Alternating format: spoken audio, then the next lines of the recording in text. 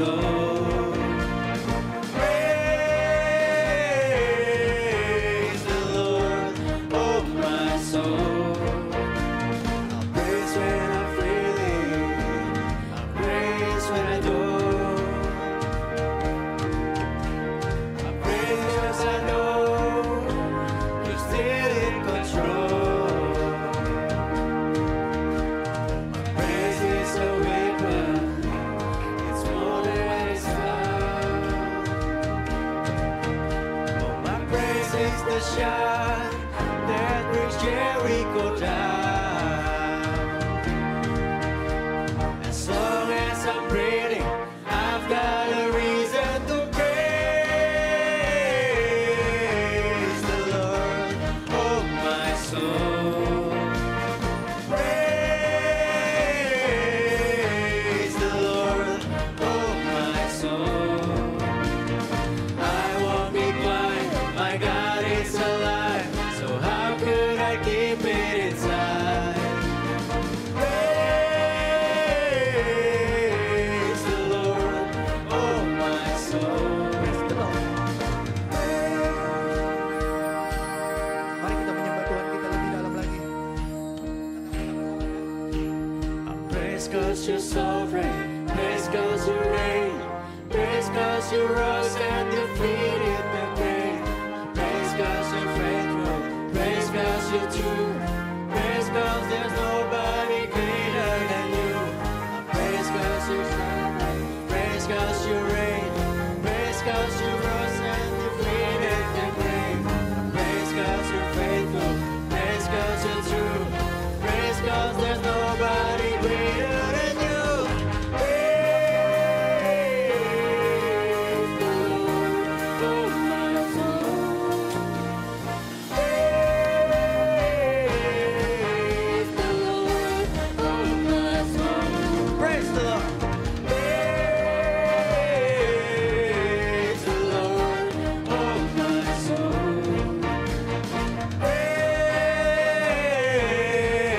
Praise the Lord, oh my soul. I won't be quiet, I won't be quiet. My God is alive, so how could I keep it inside?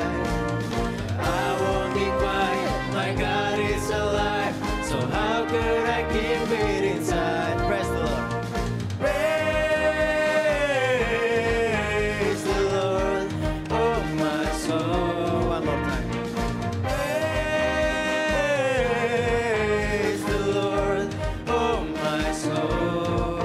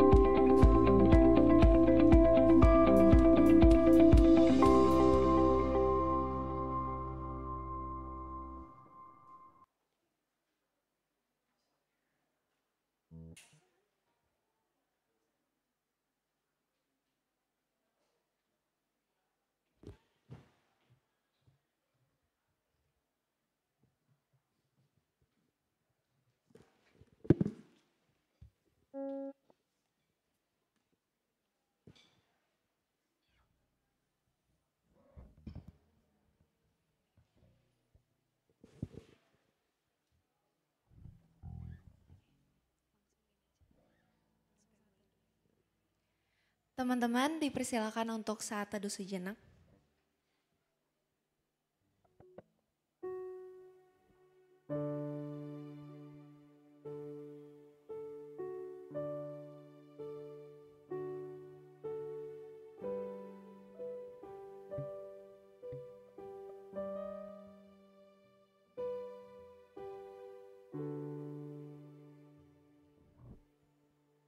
Saat teduh selesai. Selamat pagi teman-teman. Selamat pagi. Kurang keras. Selamat pagi teman-teman. Selamat pagi. Oke. Hai teman-teman, bersyukur ya hari ini kita bisa berkumpul lagi di ruang KR ini dalam keadaan tubuh yang sehat dan tanpa kekurangan suatu apapun. Nah, aku mau basa-basi sedikit nih. Kira-kira di pagi hari yang cerah ini kalian ada gak sih ngerasa bahagia atau bahkan bahagia banget gitu?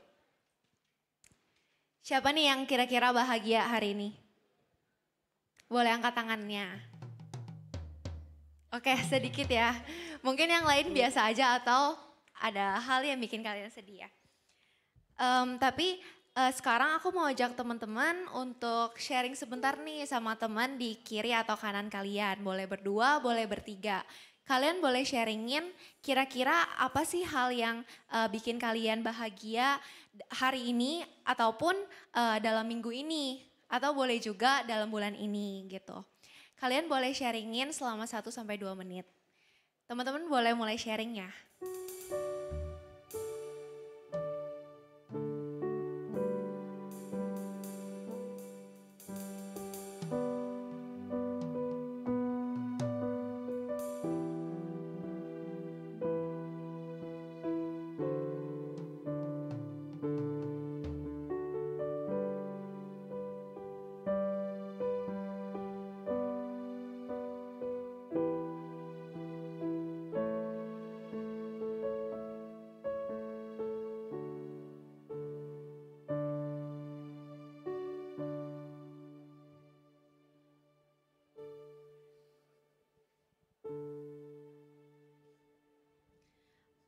Oke teman-teman, waktu sharingnya udah habis ya. Maaf ya cuma bentar, nanti boleh dilanjut lagi.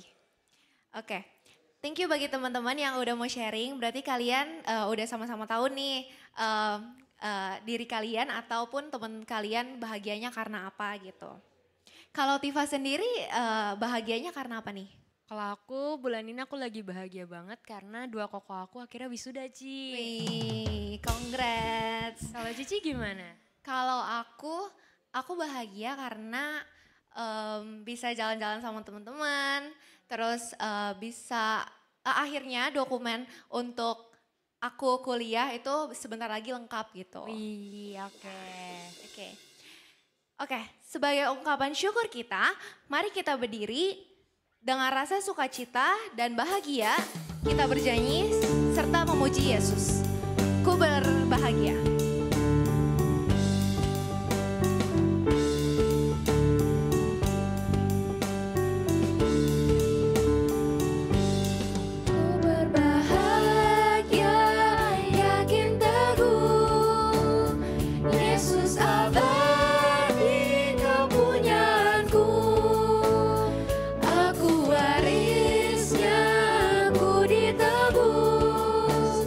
Ciptaan baru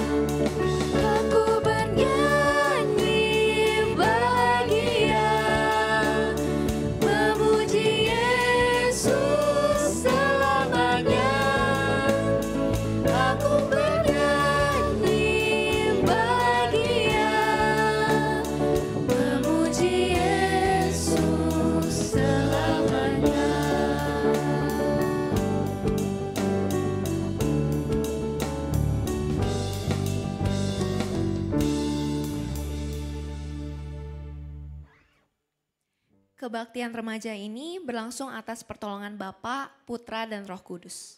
Amin. Kasih karunia dari Tuhan Yesus Kristus menyertai teman-teman sekalian. Dan besertamu juga. Teman-teman dipersilakan untuk duduk.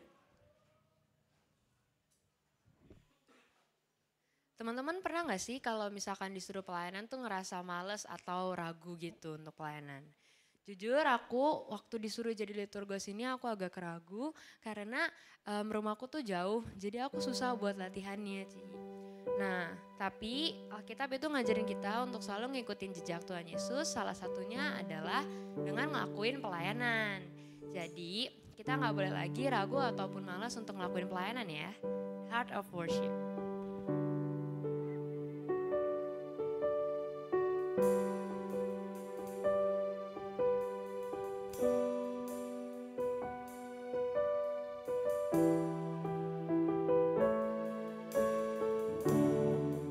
When the music fades, all is stripped away, and I simply come,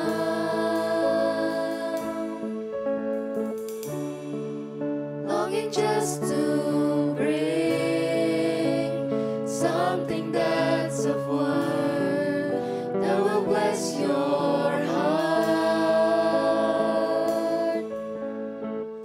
I'll bring you more than a song, for a song in itself is not what you have required.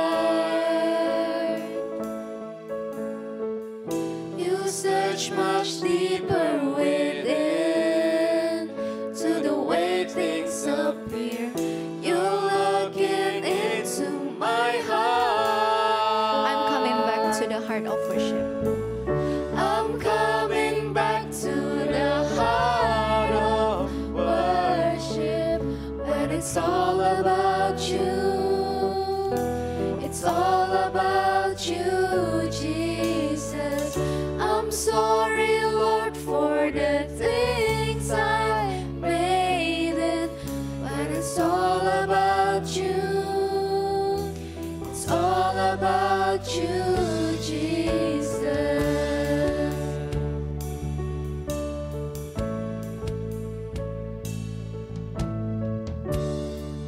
King of endless word, no one can express how much you deserve. Though I'm weak and poor, Though I'm weak and poor, all I have is yours, every single breath. I'll bring you more than a song, for a song in itself is not what you have required. You search much deeper within to the way things appear. You're looking into my heart.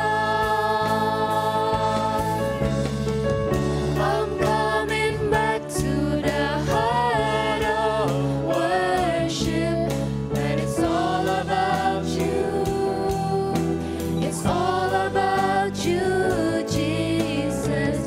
I'm sorry, Lord, for the things I made, when it's all about you. It's all about you, Jesus.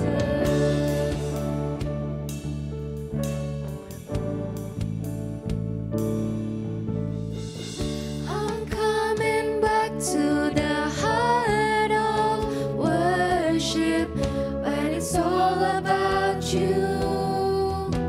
It's all about you, Jesus. I'm sorry, Lord, for the things I made it, but it's all about you. It's all about you, Jesus. I'm coming back to the heart of the worship. I'm coming back to the heart of worship.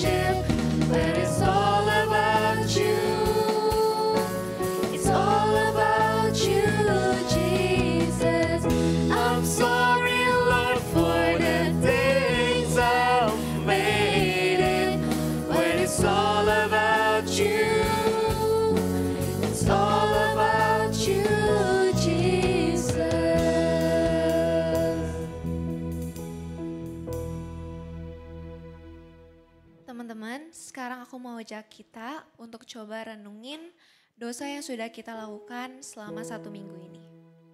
Baik terhadap diri sendiri, orang lain, maupun terhadap Tuhan. Dalam 1 minggu ini, apa sih dosa yang masih melekat di diri kita? Yang kita tahu itu dosa, kita tahu itu salah, tapi tetap aja kita lakuin. Seringkali kita jadi ngerasa nyaman dengan dosa-dosa yang sering kita lakuin itu. Dan akhirnya kita lupa sama fakta kalau itu tetap dosa. Kita lupa juga untuk mengakui dosa dan meminta ampun kepada Tuhan. Yuk teman-teman, sekarang kita ambil sikap berdoa. Kita pikirin bukan hanya untuk merenung dan mengingat, tapi mari kita sama-sama meminta pertolongan dari Tuhan. Dan gak lupa juga untuk memohon bantuan Tuhan untuk menolong kita supaya kita gak ngelakuin dosa itu lagi.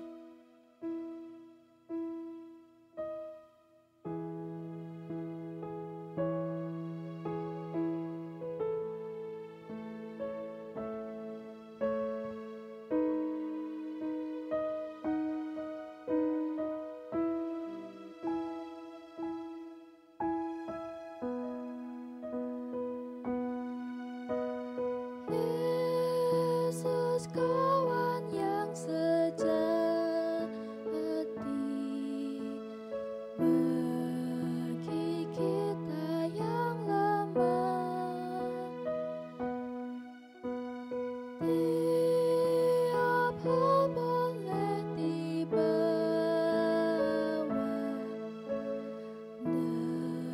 dalam doa padanya. Oh, betapa kita susah dan percuma berlelah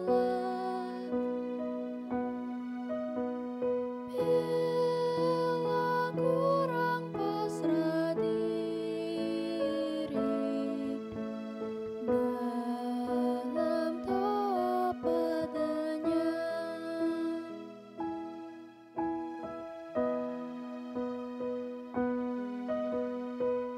Jika oleh pencobaan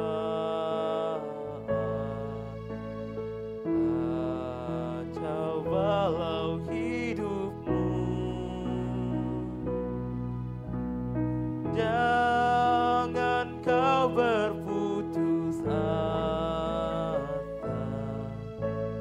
Pada Tuhan berseru. Yesus kawan yang setia, tidak ada taranya. Dia tahu kelemahanmu, naikkan doa padanya. Mari kita nyanyikan bait yang ketiga bersama-sama dengan lebih sungguh. Adakah hatimu syarat, jiwa ragamu lelah? Yesuslah penolong kita, naikkan doa padanya. Biar kawan lain menghilang, Yesus kawan yang bakal. Dia mau menghibur kita atas doa padanya. Teman-teman, mari kita bersatu dalam doa. Selamat pagi Bapa. Di pagi hari yang cerah ini, kami datang ke hadirat-Mu untuk meminta ampun atas segala dosa yang telah kami lakukan. Kami tahu ya Tuhan, bahwa seringkali kami masih melakukan dosa yang sama. Kami masih nyaman dengan dosa-dosa itu. Saking nyamannya, terkadang kami lupa bahwa itu tetap dosa dan tidak mengakui kesalahan kami di depan Engkau. Biarlah ya Tuhan, apa yang telah kami renungkan hari ini, kiranya Engkau mengampuni kami dan memberkati kami, supaya kami tidak lagi berbuat dosa yang sama. Terima kasih ya Tuhan, dalam nama Tuhan Yesus kami berdoa. Amin. Teman-teman mari berdiri. Bagi kita yang percaya kita telah diselamatkan, dengarkanlah berita anugerah dari Mazmur 116 ayat 5-7 TB2. Tuhan itu pengasih dan adil, Allah kita penyayang. Tuhan memelihara orang-orang yang sederhana. Aku tak berdaya, tetapi Ia menyelamatkan aku. Kembalilah tenang, hai jiwaku, sebab Tuhan telah berbuat baik kepadamu. Karena Tuhan telah memelihara kita, kita juga mau terus dekat dengan Tuhan dengan mengakui bahwa kita adalah milik-Nya. Mari kita berikan tos ke kanan dan kiri kita.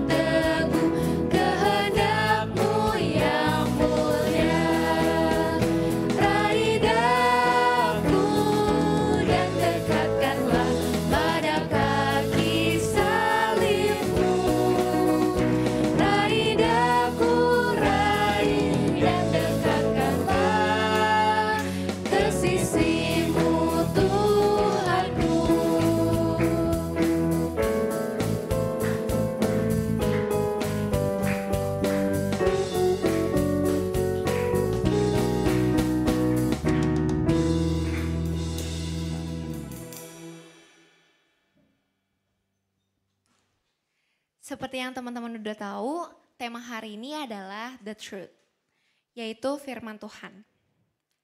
Minggu lalu kita udah sama-sama belajar bahwa firman Tuhan adalah fondasi yang harus dimiliki bagi setiap umat Kristen kayak kita. Setiap kali kita ikut ibadah hari Minggu kayak hari ini, kita dengerin firman Tuhan. Namun, teman-teman tahu gak sih apa sebenarnya peran firman Tuhan dalam kehidupan kita? Sebelum kita mendengarkan firman Tuhan, mari kita serahkan hidup kita kepada Tuhan. Hidupku menggenapi firman-Mu,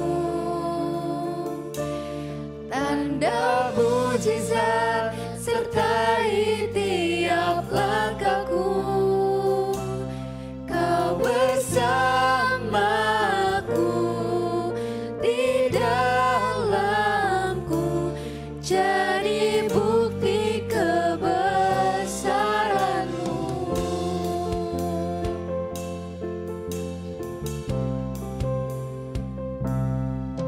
Tuhan, Kau sempurna dalam rencana-Mu dan karya-Mu. Ku serahkan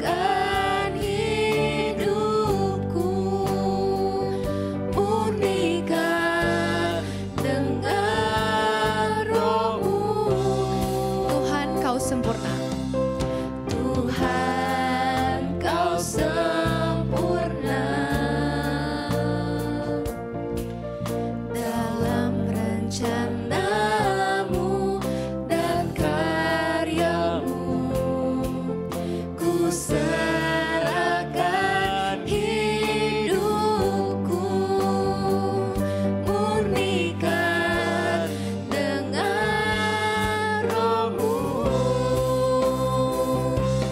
Hidupku menggenapi firman-Mu, tanda mujizat sertai tiap langkahku. Kau bersamaku di dalamku, jadi bukti kebesaran-Mu.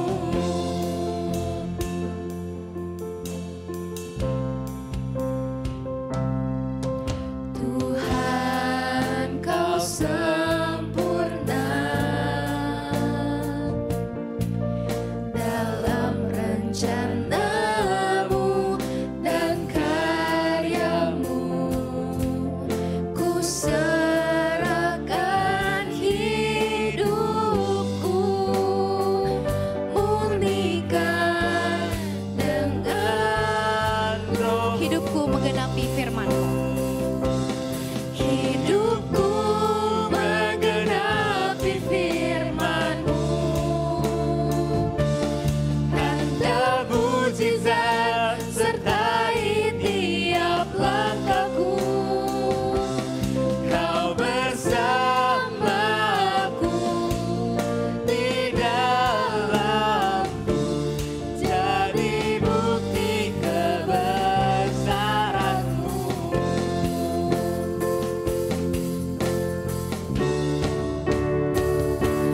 Hidupku menggenapi firman-Mu, tanda mujizat sertai tiap langkahku. Kau bersamaku di dalamku, jadi bukti kebesaran-Mu. Jadi bukti kebesaran-Mu. Jadi bukti kebesaran-Mu. Persilakan untuk pendeta Novelia.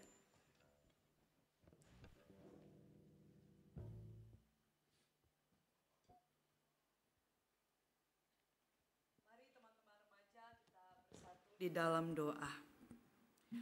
Ya Allah yang penuh kasih, pada saat ini kami mengucap syukur karena kami boleh mengalami kebaikan dan kebesaran-Mu ya Tuhan, yang boleh menyatukan kami pada ibadah minggu Komisi Remaja GKI Perniagaan. Dan sebentar lagi kami hendak membuka hati, jiwa dan pikiran kami untuk boleh diisi oleh firman Tuhan, supaya kami boleh memiliki hidup yang benar, bahkan hidup dalam kebenaran firman Tuhan. Tuhan, kiranya Roh-Mu yang kudus boleh melingkupi kehidupan kami, hati kami, dan pikiran kami, supaya kami dapat mendengarkan dengan baik, merenungkannya, dan juga mau melakukan firman Tuhan dalam kehidupan kami hari lepas hari. Berkata-katalah kepada setiap kami melalui hamba-Mu ya Tuhan, kami siap untuk mendengarkan. Dalam nama Yesus Kristus kami berdoa. Amin. Shalom semuanya. Shalom. Iya, terima kasih. Semoga teman-teman semua dalam keadaan sehat, semangat, dan sukacita. Mari kita membuka Alkitab kita. Kita akan bersama-sama merenungkan tema yang tadi teman kita boleh sampaikan, the truth, yang terdapat di dalam bacaan kita hari ini 2 Timotius pasalnya yang ketiga ayat 10 sampai 17. 2 Timotius pasalnya yang ketiga ayat 10 sampai 17.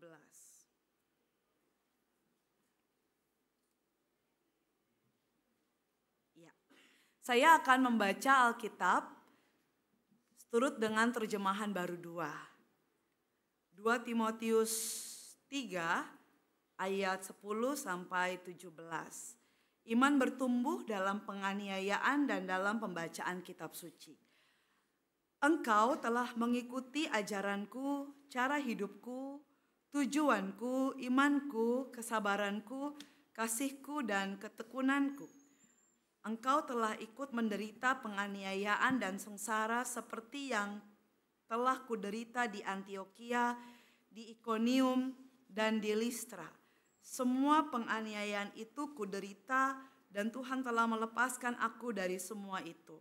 Memang setiap orang mau hidup beribadah di dalam Kristus Yesus akan menderita aniaya. Sedangkan orang jahat dan penipu akan bertambah jahat. Mereka menyesatkan dan disesatkan. Namun hendaklah engkau tetap berpegang pada kebenaran yang telah engkau terima dan yakini, dengan selalu mengingat orang yang telah mengajarkannya kepadamu. Ingatlah juga bahwa sejak kecil engkau sudah mengenal kitab suci yang dapat memberi hikmat kepadamu dan menuntun engkau kepada keselamatan melalui iman kepada Kristus Yesus.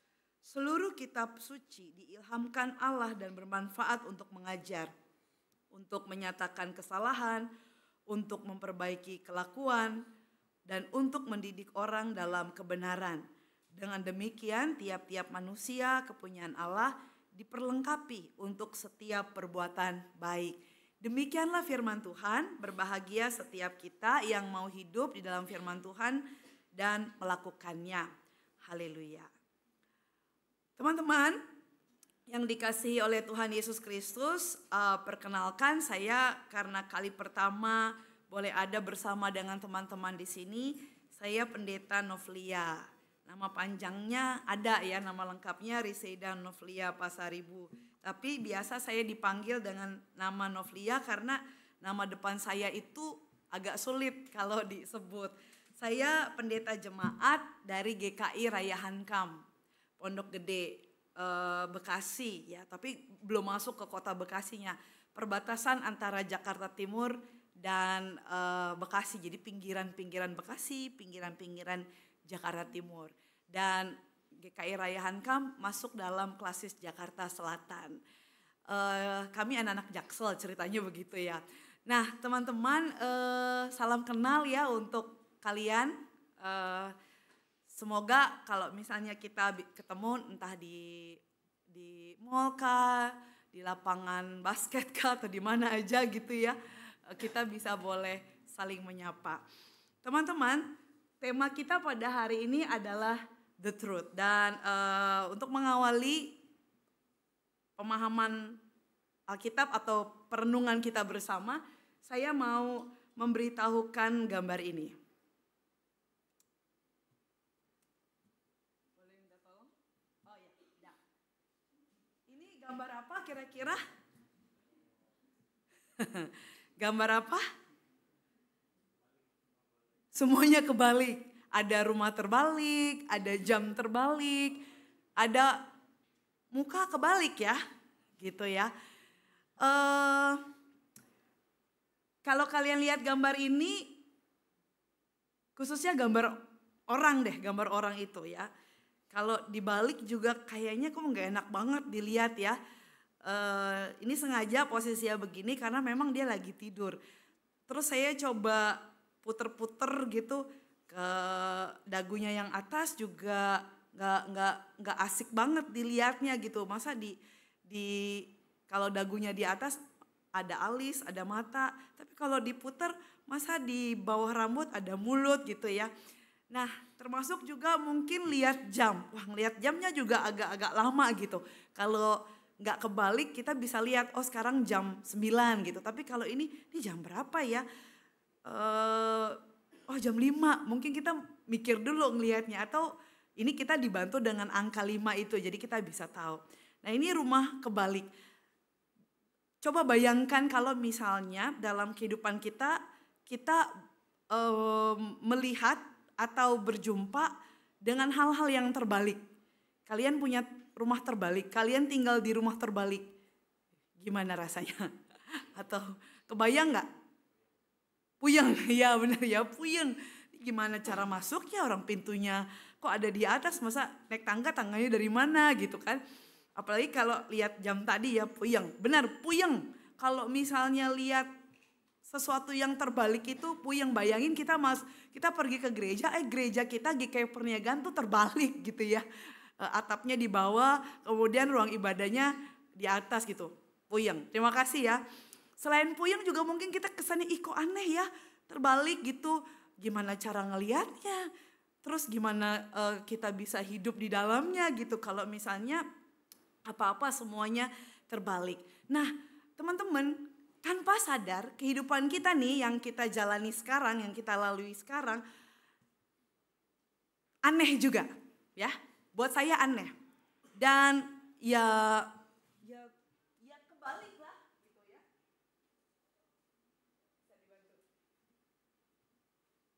Ini yang pertama. Dunia yang kita hidupi sekarang, keseharian yang kita jalani sekarang, kita bertemu dengan situasi-situasi ini. Yang pertama adalah kita melihat, karena kita melihat dan ada banyak yang melakukan hal ini, lalu kita menganggap bahwa hal ini biasa. Misalnya orang yang berbohong, orang yang siswa yang mencontek, ya, dianggap menjadi hal yang biasa. Karena apa? Karena semua orang melakukan hal yang sama. Ada teman yang ngebohongin orang tuanya, lalu kita coba tegur, lalu teman kita, lu mah aneh, biasa aja kali bohong-bohong begini kan, ini bohong yang ringan, ini kan bohong yang biasa. Lalu karena kita melihat bahwa teman kita melakukan kebohongan dan dia bilang itu hal yang biasa, lalu ke tempat lain kita juga menemukan teman yang lain juga melakukan hal yang sama. Lalu kita gak mau dianggap aneh, maka kita menganggap bahwa kebohongan itu hal yang biasa. Kalau kita gak berbohong, kita yang aneh ya. Kita yang gak wajar. Termasuk ketika kita di sekolah atau di tempat kita belajar dimanapun. Saat kita mengalami kesulitan dalam mengerjakan soal-soal katakanlah, atau tugas-tugas katakanlah, lalu kita mencontek, ya kita melakukan itu awalnya mungkin kita punya prinsip, saya gak mau contek, saya mau jujur. Tapi karena kita melihat di sekitar kita, kok contek ya, kok orang yang menyontek gak ketahuan ya, atau kok orang yang nyontek kayaknya merasa aman-aman aja ya, kita jadi ikut-ikutan. Ya, dan kita menganggap hal itu lagi-lagi yang biasa. Karena kita khawatir, kita takut kalau kita hidup jujur, kita hidup lurus-lurus aja, kita gak nyontek, kita malah dianggap aneh. Ya. Nah yang kedua next. Yang kedua adalah ini lagi viral nih di sosial media. Terakhir-terakhir saya lihat di TikTok ya. Ada anak muda, anak remaja yang pacaran lah katakanlah begitu ya. Mereka manggilnya udah mama papa gitu ya. Yang cewek manggil cowoknya papa, yang cowok manggil ceweknya mama gitu. Lalu ketika dia ditanya sama adalah yang interview ya, kamu gak canggung ya? Loh enggak, kenapa mesti canggung? Kan kita pacaran gitu ya. Justru yang manggil nama, yang manggilnya cuma nama biasa, atau ya yang standar itu apa sih kata si pewawancara ini ya, ke yang remaja yang lagi pacaran ini. Ya standar itu misalnya beb gitu ya, yang gitu ya, itu mah udah hal yang biasa gitu. Nah ini terjadi. Ini terjadi, ya. Ini ada nih dalam kehidupan kita. Ini ada dalam kehidupan remaja-remaja zaman sekarang, gitu. Yang jelas-jelas dia merasa bahwa itu hal yang lagi ngetren loh. Dan panggilan mama papa itu buat mereka itu keren, ya. Sedangkan yang panggilan ya, pacaran nih, panggilannya nama atau bahkan yang belum punya pacar itu dianggap kuper, ya, kurang pergaulan. Yang panggilannya bukan mama papa dianggap kudet, kurang update, kurang mengikuti tren yang ada. Aneh ya. Next, yang ketiga adalah trennya menjadi KW, ya. Menjadi KW itu lebih disukai, lebih dicari-cari ketimbang tampil asli dan apa adanya. Contoh misalnya ya, saya juga begitu ya. Tapi saya tahu ini hal yang nggak baik sebenarnya. Misalnya begini ya, kita lagi foto nih, ya, pakai HP. Nah di HP kita kan pasti ada fitur-fitur yang bisa membuat kita menjadi berbeda ya kan. Bisa kita edit gitu. Yang di pipi kita ada jerawat, dagu kita ada jerawat itu bisa hilang gitu ya. Jadi mulus. Yang hidung kita pesek jadi bisa bikin mancung ya kan. Yang misalnya kulit kita coklat jadi bisa jadi whitening, jadi putih gitu kan. Yang alis kita tipis kita bisa bikin tebel gitu. Jadi kita diedit, kita bisa mengedit gambar kita dan pada akhirnya kita bisa jadi uni-uni atau opa-opa Korea ya kan. Seperti itu. Ya, orang lebih suka itu. Kadang-kadang saya juga begitu loh ya, kadang-kadang. Karena saya ngikutin anak saya. Jadi kita lebih suka yang KW-KW, kita memalsukan diri kita ketimbang kita tampil apa adanya. Seperti itu.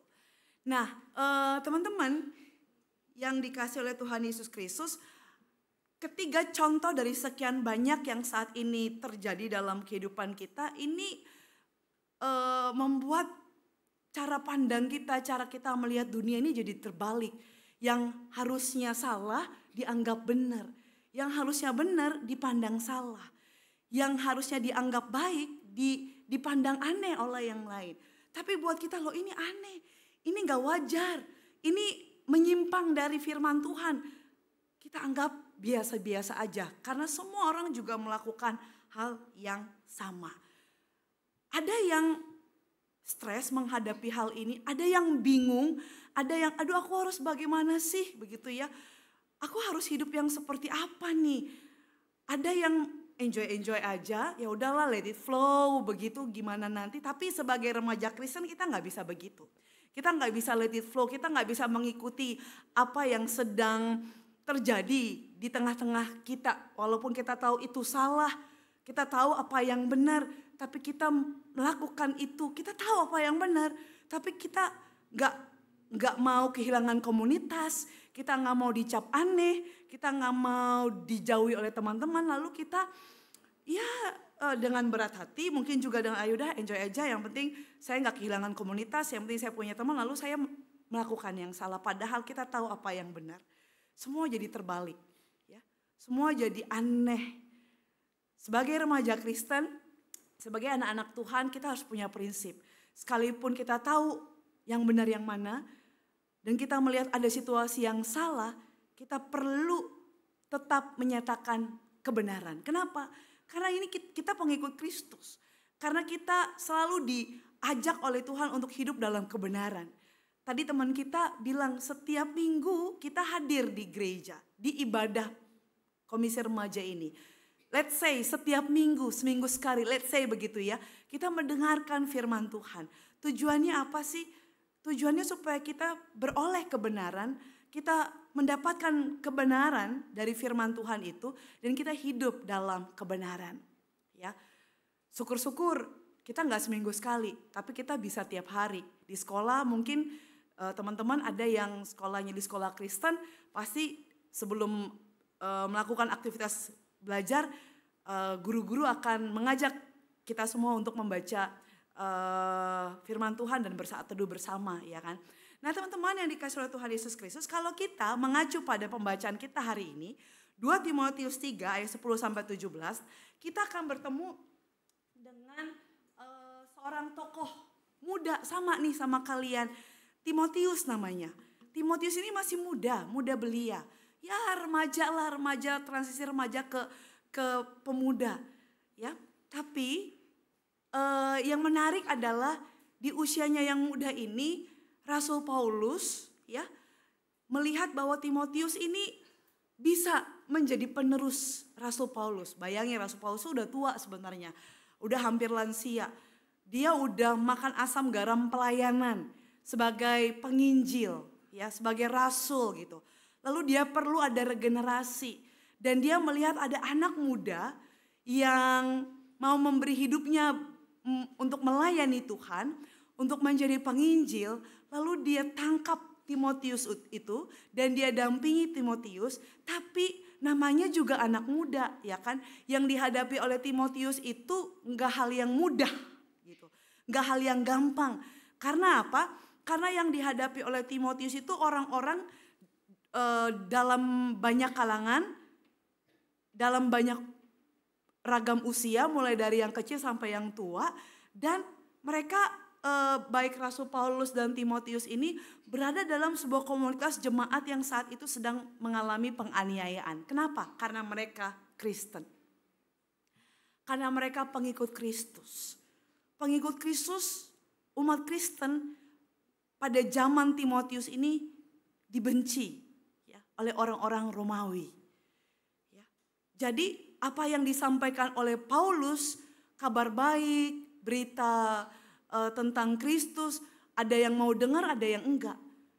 Tapi tantangannya bukan ditolak dan bukan cuma penolakan, karena ada yang dengar, ada yang menolak.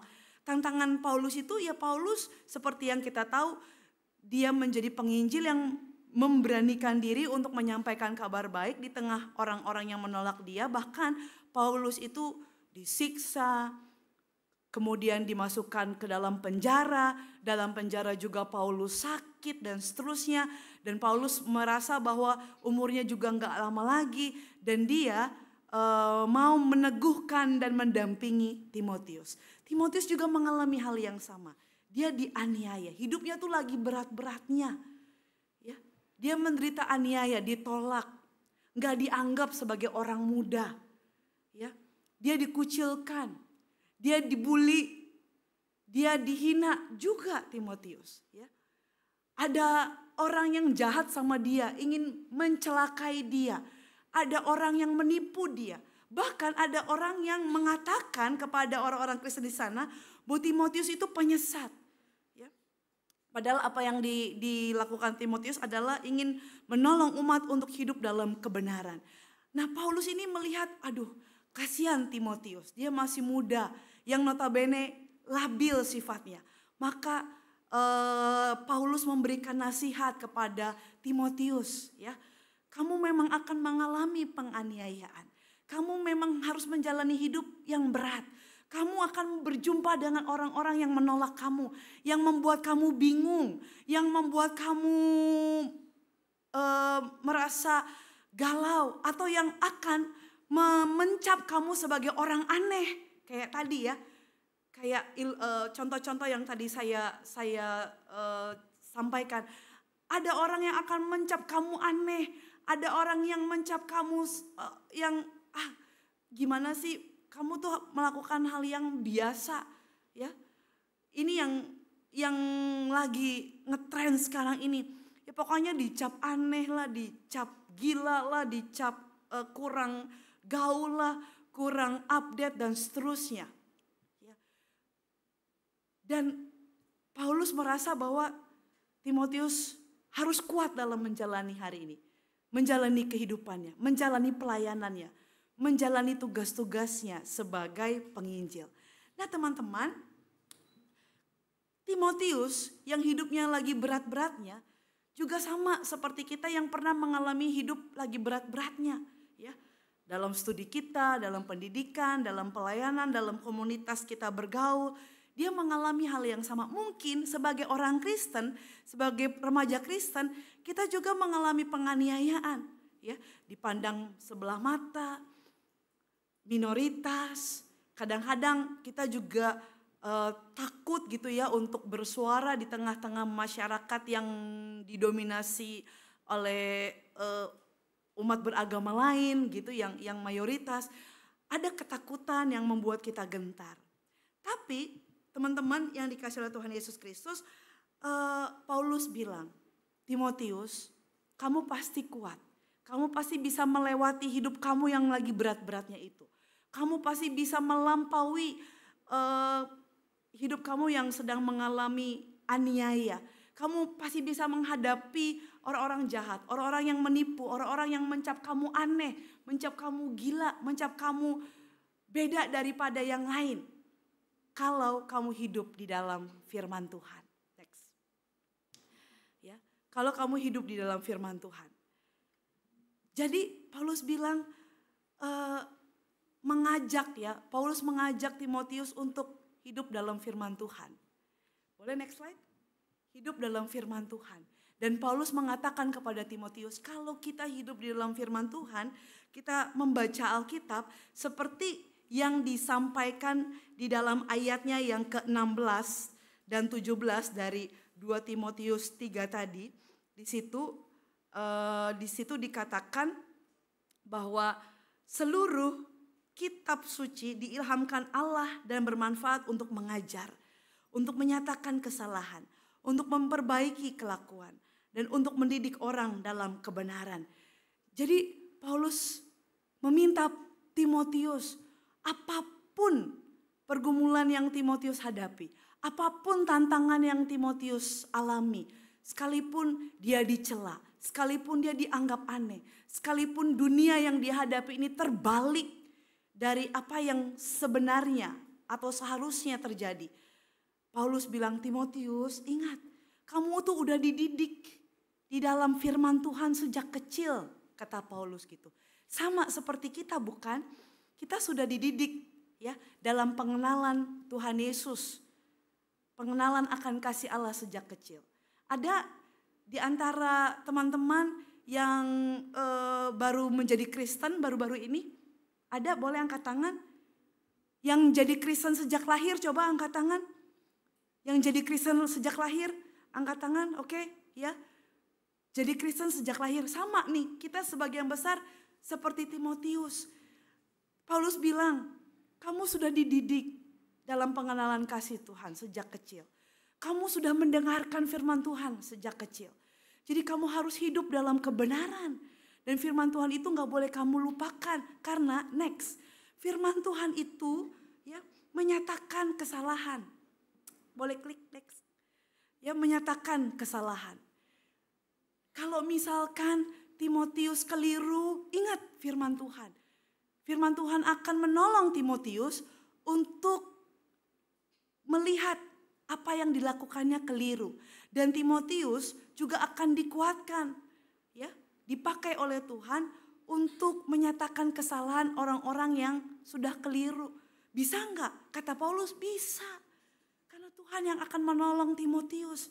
Sama seperti kita, teman-teman, di sekolah, di gereja, di manapun kita ada, kalau kita melihat hal-hal yang keliru kayak tadi tuh, misalnya ada teman kita yang pacaran, katakanlah dia manggil mama papa, atau ada teman kita yang mencontek, atau ada teman kita yang katakanlah ya hidup dalam kepalsuan, ya begitu, kita dipakai oleh Tuhan seperti Timotius di tengah usia muda.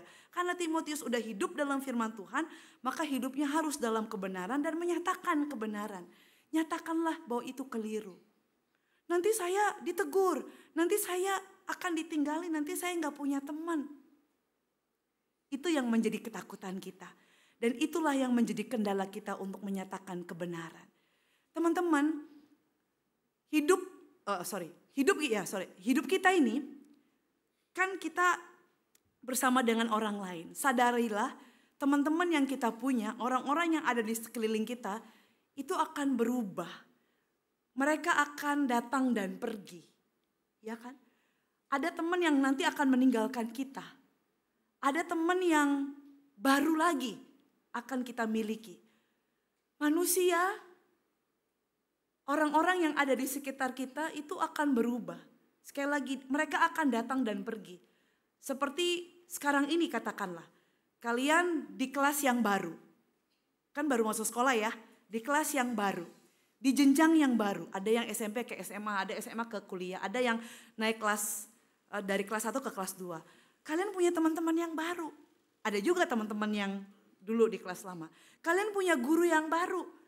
Ada juga mungkin guru yang kelas 1 ngajar di kelas yang lebih di atasnya. Ini membuktikan bahwa orang-orang di sekitar kita itu akan berubah, akan berganti, datang dan pergi. Tapi ada satu pribadi yang tidak pernah berubah dan tidak akan meninggalkan kita. Siapa? Tuhan Yesus. Dan tidak akan berubah, yaitu firman-Nya. Maka hiduplah dalam kebenaran supaya kita bisa menyatakan kekeliruan orang lain. Tetapi kita juga jangan jatuh pada kesombongan rohani. Dan pakailah firman Tuhan untuk kita ingat-ingat kehidupan kita. Saya melakukan apa ya? Saya keliru nggak ya? Saya salah nggak ya? Kalau saya keliru dan salah, wah kita harus buru-buru kembali bertobat, kembali memperbaiki diri. Yang kedua, next. Yang kedua adalah dalam firman Tuhan memperbaiki kelakuan. Kita di restore lagi, ya. Kayak misalkan di laptop kita, di komputer kita, ya kan? Di HP kita ada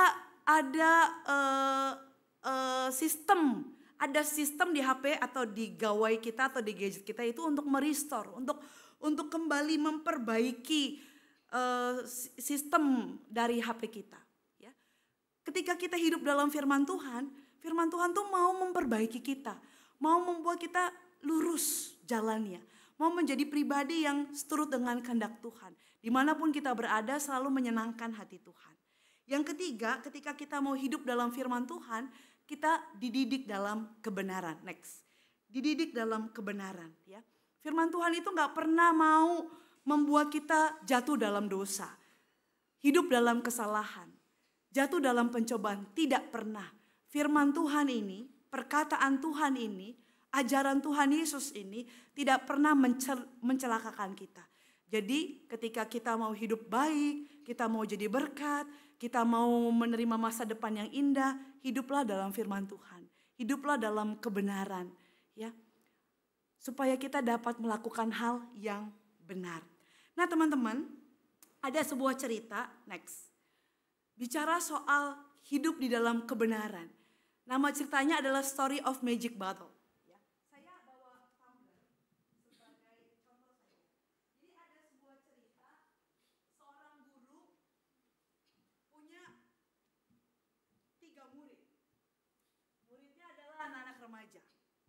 Lalu guru itu panggil ketiganya, sini kamu bertiga, aku akan memberikan kalian masing-masing 1 botol. Ya, 1 botol. Dan aku akan minta kalian untuk mengisi botol yang kosong ini, botolnya botol kosong, dengan apa aja. Karena botol ini adalah botol ajaib, kata si gurunya itu. Ya, kata murid-muridnya, hah, botol ajaib? Yang benar guru, iya. Jadi aku akan kasih kamu botol ajaib, botolnya masih kosong, dan aku akan minta kalian untuk mengisi apa aja, dengan apa aja sesuka hati kalian botol ini. Dan karena ini botol ajaib, maka apapun yang kalian isi itu enggak akan habis selama seminggu, kata si gurunya. Lalu si murid yang pertama, remaja yang pertama langsung nih semangat ya, enggak sabaran. Ya udah guru, mana botolnya? Dikasih satu-satu. Ke remaja pertama, remaja kedua, remaja ketiga ya. Murid pertama, murid kedua, murid ketiga. Lalu berpencarlah mereka. Murid yang pertama mikir, aduh aku mesti isi apa ya botol ini? Aku harus isi botol ini dengan apa yang aku suka. Dia mikir, aku kan suka kopi, aku mau isi kopi ah. Lalu dia pergi ke sebuah kafe, ya, kafe kopi. Dia beli kopi, dia isi tumblernya atau botolnya dengan kopi. Ya kan? Waduh, dia seneng banget nih, karena kan kopi adalah kesukaannya.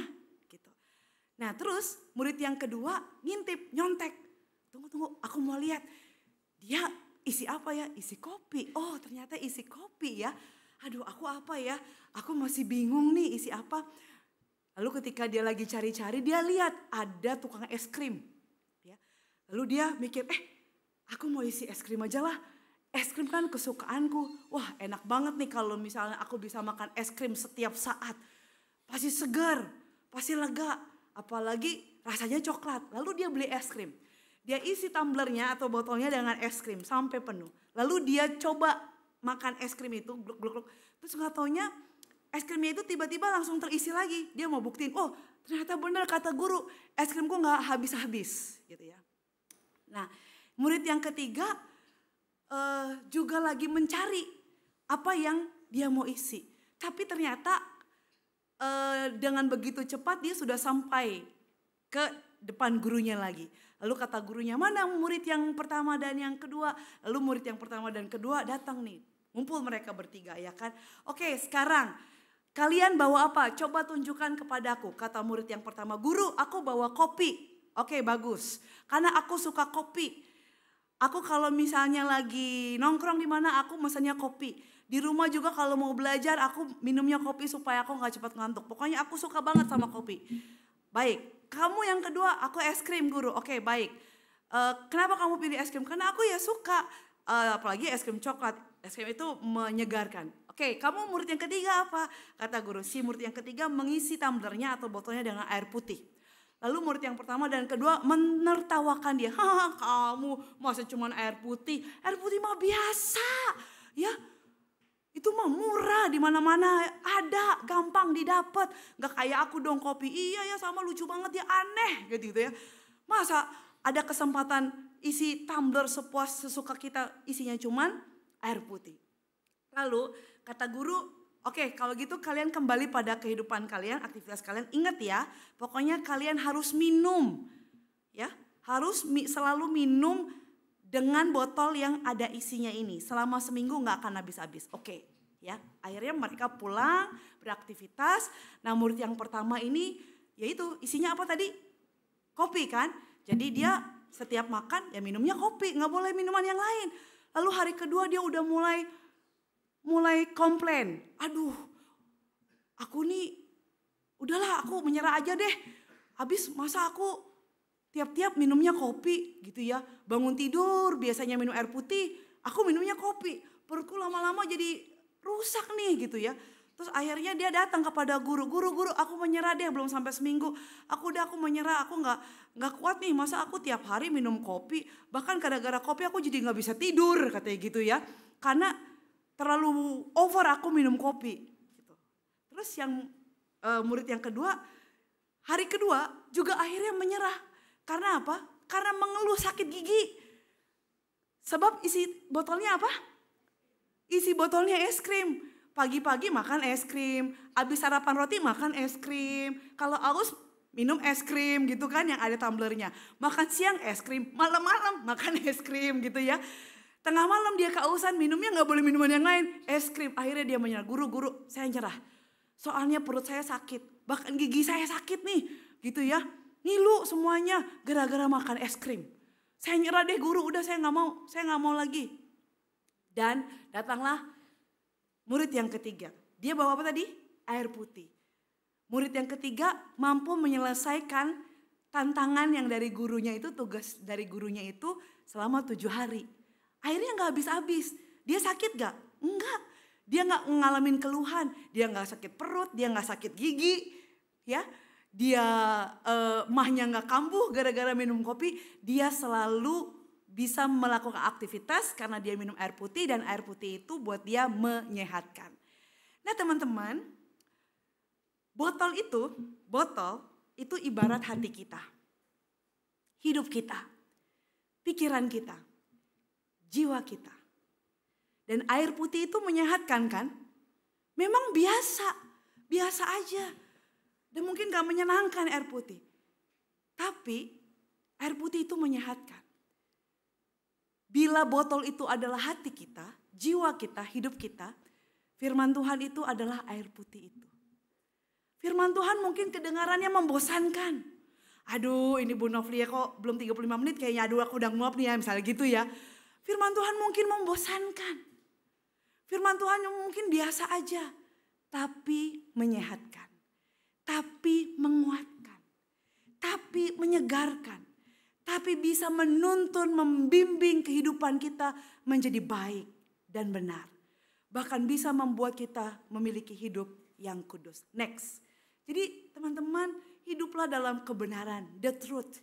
Dengan cara isilah hati kita dengan firman Tuhan agar kita selalu hidup dalam kebenaran. Bukalah hidup kita, dengarkanlah firman Tuhan. Ingatlah selalu, niscaya Tuhan akan menuntun kita untuk menjadi anak-anak yang hidup dalam kebenaran. Amin.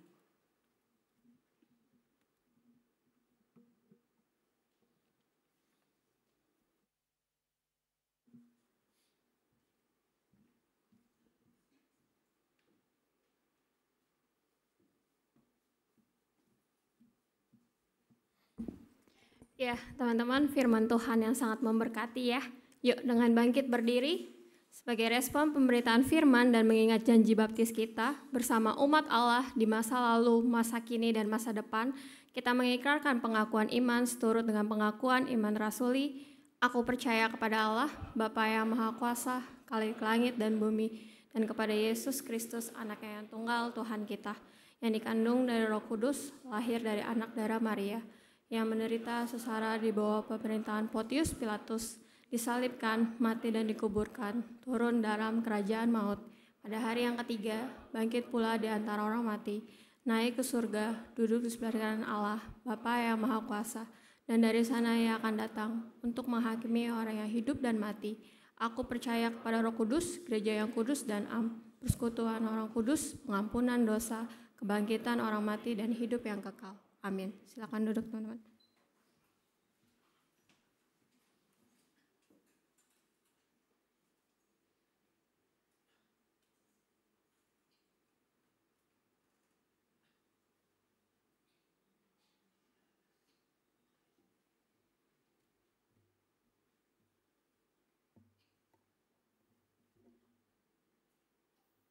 Oke, teman-teman, mari kita berdoa.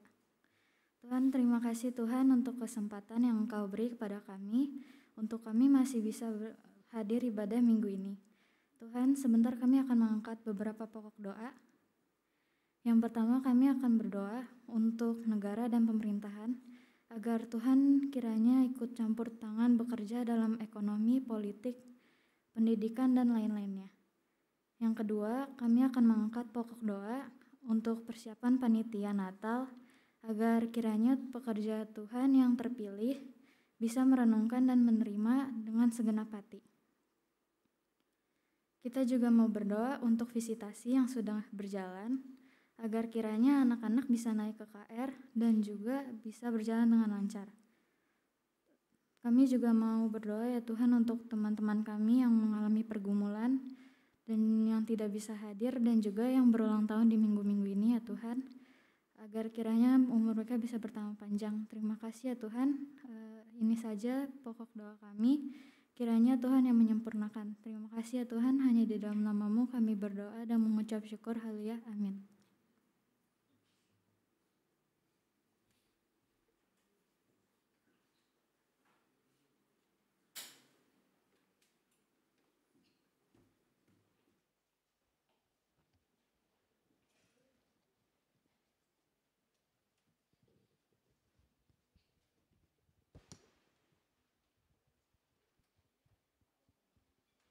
Teman-teman, sekarang kita mau memberi persembahan dengan sukacita dan rasa bersyukur. Bagi teman-teman yang belum dapat amplop persembahan, boleh angkat tangan biar bisa dibantu sama teman-teman dari Asyar.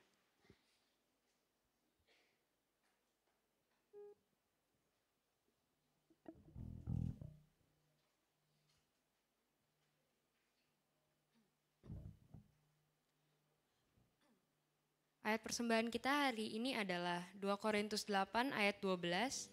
Sebab jika kamu rela untuk memberi, pemberianmu akan diterima berdasarkan apa yang ada padamu, bukan berdasarkan apa yang tidak ada padamu. Mari kita memberikan persembahan kita.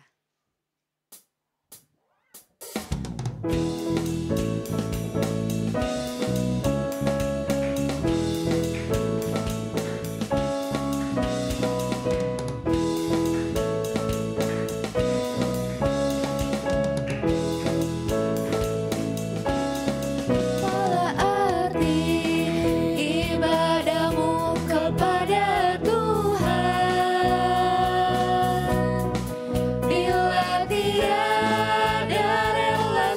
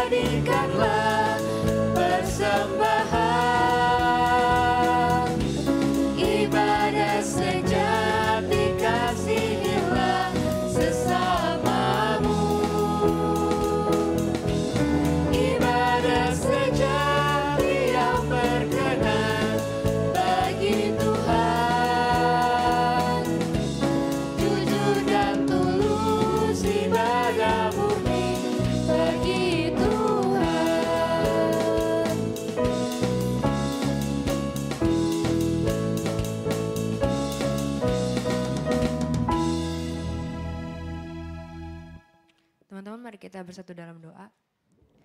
Ya Bapa, inilah sedikit persembahan dari kami. Berkati tangan-tangan yang mengelola persembahan ini. Biarkan persembahan ini menjadi media untuk memperluas kerajaan-Mu dan nama-Mu semakin dipermuliakan. Inilah doa kami yang kami panjatkan kepadamu. Dalam nama Tuhan Yesus kami telah berdoa. Amin. Teman-teman dipersilakan untuk duduk.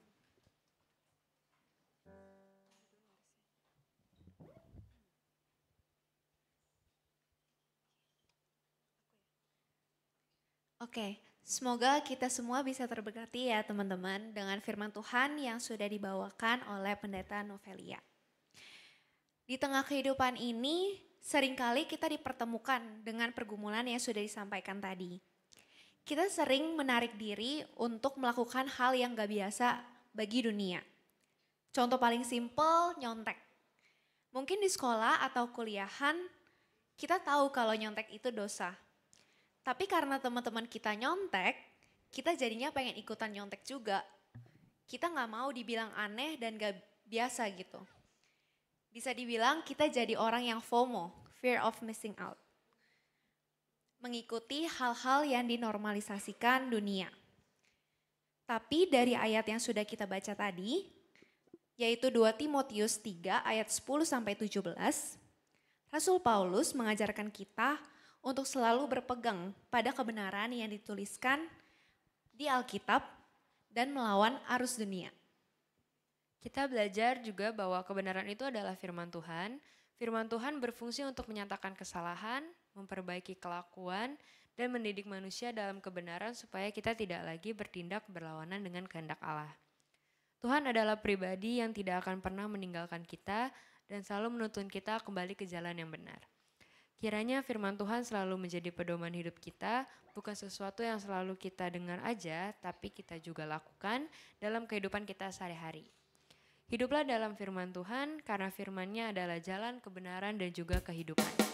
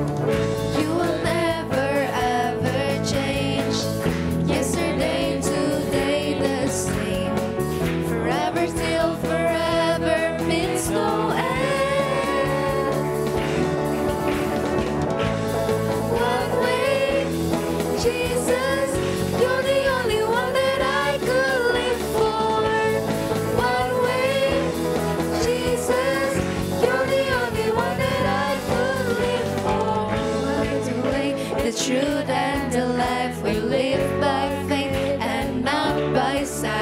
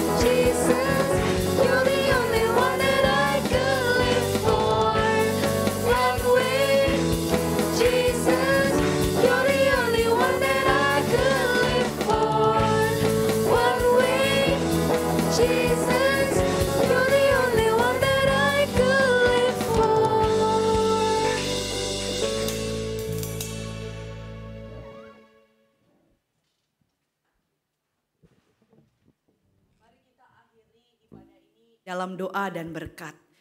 Terpujilah Engkau Tuhan yang boleh memimpin dan membimbing ibadah Komisi Remaja pada minggu ini. Biarlah firman-Mu yang sudah diperdengarkan menguatkan kami untuk boleh melangkah lebih tegap, melanjutkan kehidupan, dan biarlah kami terus boleh hidup di dalam terang Kristus, dalam kebenaran. Kami berani menyatakan yang baik dan benar bagi nama Tuhan. Dan peliharalah terus setiap kami anak-anak remaja yang akan melanjutkan kehidupan mereka dimanapun mereka berada. Dan bila sebentar kami akan pulang meninggalkan tempat ini untuk kembali melanjutkan kehidupan kami, tangan Tuhan menolong dan menopang kami. Terima kasih ya Tuhan, dan kini biarlah kami boleh menerima berkat dari Tuhan. Tuhan memberkati Engkau dan melindungi Engkau. Tuhan menyinari Engkau dengan wajah-Nya dan memberi Engkau kasih karunia. Tuhan menghadapkan wajah-Nya kepadamu dan memberi Engkau damai sejahtera. Amin.